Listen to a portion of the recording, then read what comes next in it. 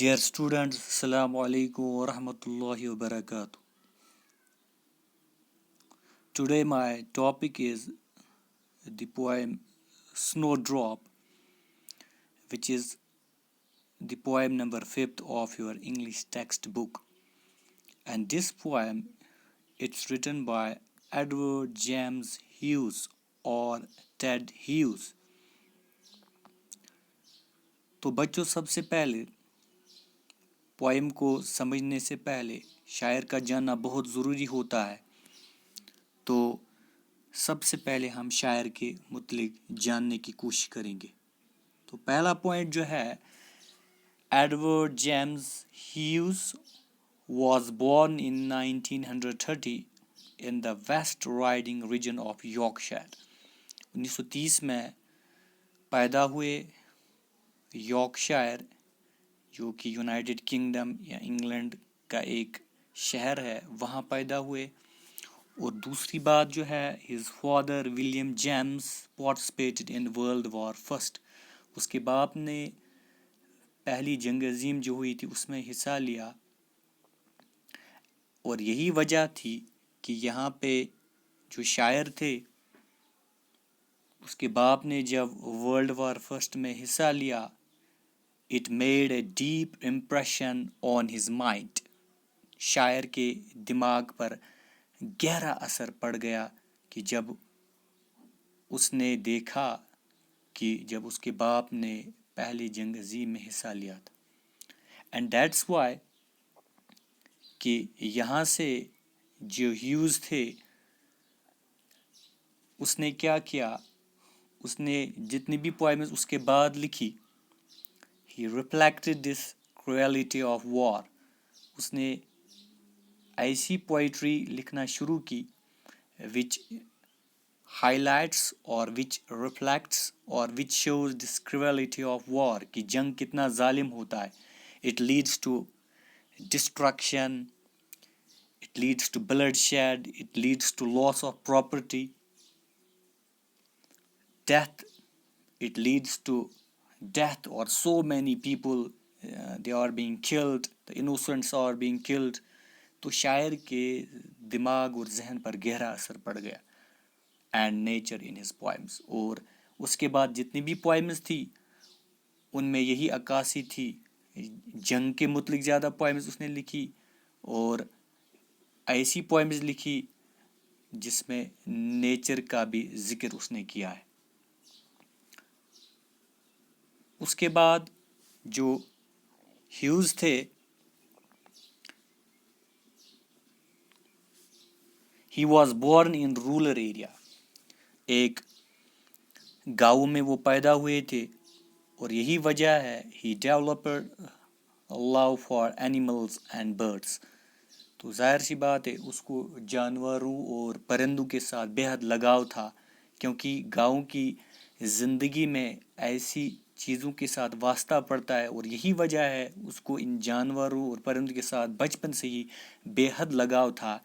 This interest in animals starting from his childhood remained with him through out his life. उसकी पूरी ज़िंदगी में ये चीज़ ज़िंदा रही कि he was having love for animals as well as birds, and that's why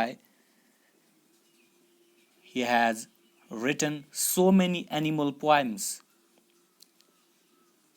Some of his poems are The Hawk in the Rain, Lupercal, Crow, Moor Towns. These are some important or famous poems written by Ted Hughes. और एक अहम बात जो है कि उसने बच्चों के लिए भी कुछ पोएम्स लिखी है। अब हम इस पोएम की इंट्रोडक्शन की तरफ आते हैं। ये पोएम जो है, इसका नाम स्नोड्रॉप क्यों रखा गया है? एक्चुअली स्नोड्रॉप होता क्या है? स्नोड्रॉप जो होता है, it's a white flowered plant and it gives bell like flowers. इसके जो flowers होते हैं, they are round shaped, they are bell like. But there is a special quality in snowdrop. It gives its flowers, it sprouts its flowers when bitter winds are blowing. जब सरद और तेज हवाएं winter में जो चलती है, और उस विंटर के सीजन में स्नो ड्रॉप में एक खास क्वालिटी होती है कि ये जो अपने फूल है उनको स्प्रॉट करता है, और ऐसे स्प्रॉट करता है अगर बर्फ की कोई लेयर भी होगी तो उसके बीच में से उसके फूल निकल आ जाते हैं. Sometimes the plant has to push its stem through 8 inches of snow. और 8 इंच अगर बर्फ होगी उसके बीच में भी इसके फूल खिलते हैं. And this is the special quality of the snow drop. और उर्दू में इसको क्या बोलते हैं, गुल मेहताब या गुल चांदनी भी इसको बोलते हैं. को यही वजह है कि एक तरफ से this poem it's about nature, it is about snowdrop, और यही वजह है the poet uses snowdrop as a symbol of first winter. इसने स्नो ड्रॉप को यूज़ किया है, इस्तेमाल किया है as a symbol of first winter. First means खतरनाक, first means violent, dreadful, furious. एक खतरनाक विंटर की तस्वीर को बयान किया जा रहा है इस पोएम में. लेकिन अब स्नो ड्रॉप क्यों इस पोएम का टाइटल है, तो जाहिर सी बात है कि जब किसी इंसान पर आजमाइश आ जाती है, ये विंटर बहुत ज़्यादा टफ होता है, it's very hot, it's very brutal, but snow drop is a symbol of the survival of the fittest in nature. और स्नो ड्रॉप इस कड़ाके की ठंड में गो की कंडीशंस ऑल टुगेदर डिफरेंट होती है, severe winter, severe cold, frozen ice, उसके बावजूद भी ये सर्वाइव करता है.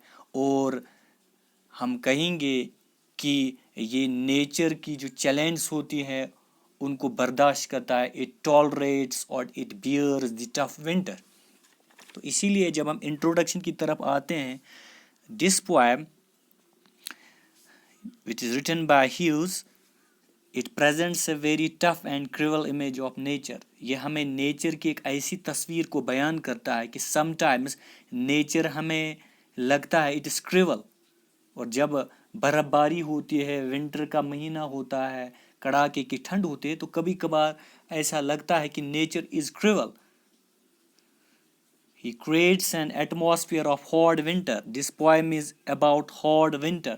एक सख्त जो सर्दी का मौसम होता है, जो विंटर का पीरियड होता है, ये बहुत सख्त होता है. It is so tough, it is so brutal, and uses image from nature. उसने बहुत सारी इमेज जो है नेचर से ड्रॉ की है to reflect the toughness and brutality. और उसने यहाँ पे जो विंटर होता है इसकी टफनेस को बयान किया है, ऐसे पिक्चर्स को ड्रॉ किया है या पिक आउट किया है, ऐसे तस्वीर को बयान किया है जिससे हमें साफ ज़ाहिर होता है कि जो विंटर होता है it is very tough, it is very brutal. और आगे जाकर शायर जो है वो कहता है, the poet describes in a few words the way the winter has reduced the horizon of many creatures. अब यहाँ पे एक वर्ड यूज़ हुआ है, इट reduces the horizon. ये horizon असल में क्या होता है, इंग्लिश में हम कहते हैं horizon. It's the line in the far distance. एक ऐसी लाइन होती है जब हम दूर नज़र करते हैं, where sky seems to meet the land, जहाँ हमें आसमान और ज़मीन लगता है कि आपस में मिलते हैं, तो that's called horizon, जिसको उर्दू में हम बोलते हैं दायरे निगाह, उफक. तो यहाँ पे शायर कहता है कि विंटर इतना टफ होता है, जो horizon होता है, जो ये सर्कल होता है, जो ये दायरा होता है, कि ये तंग होता है, क्योंकि जानवरों पर बहुत ज़्यादा असर पड़ता है. कैसे असर पड़ता है, इससे पहले जैसे वो भागते थे, घूमते थे, मूवमेंट करते थे, दौड़ धूप करते थे, और लगता है कि जैसे उनका दायरा तंग होता है. जिस तरह یہاں پہ بھی ونٹر ہوتا ہے، بہت ٹف ہوتا ہے، اور ظاہر سی بات ہے ہم اپنی زیادہ گھروں میں رہتے ہیں، بہت برف باری ہوتی ہے سردیوں کی وجہ سے، ہم پریفر کرتے ہیں گھروں میں بیٹھنے کو. And that's why the point says the circle this horizon it is being reduced. یہ دائرہ کم ہو جاتا ہے because mostly these animals they remain inactive, they remain immobile. We can say some undergo hibernation which is called a winter sleep. اور یہ اثر پڑتا ہے تو ہم کہیں گے کہ ان کا دائرہ جیسے تنگ ہوتا ہے. اور اس کے بعد آگے جا کر the poet says that the world has shrunk. جیسے کہ زمین سکڑ دیا جاتا ہے، زمین کو سکڑا دیا جاتا ہے. shrunk means closely tight، جیسے زمین ہی تنگ ہو جاتی ہے. And many out door creatures, اور بہت ساری کریچرس ایسی مخلوق ہوتے ہیں، ایسے اینیملز ہوتے ہیں، اور on the verge of death they are about to die, وہ موت کے قریب ہوتے ہیں. اور بہت سارے جانور جو ہے وہ سروائیو نہیں کرتے ہیں اور سمپلی ان کو موت آ جاتی ہے.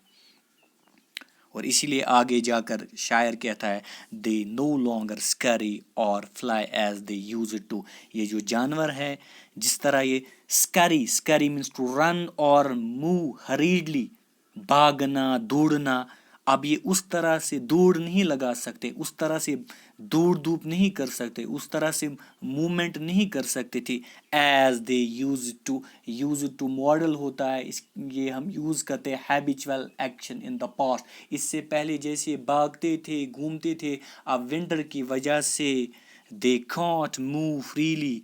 That's why the poet says they no longer scurry, they can't run, they can't move as they used to. جیسا کہ پہلے وہ بھاگتے تھے دوڑتے تھے.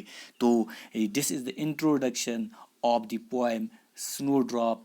تو بچوں آج ہم اتنا ہی پڑھیں گے اور کل ہم اس کی لائنز کو ایکسپلین کرنے کی کوشش کریں گے. Thank you. Stay safe and it's all for today. Thanks.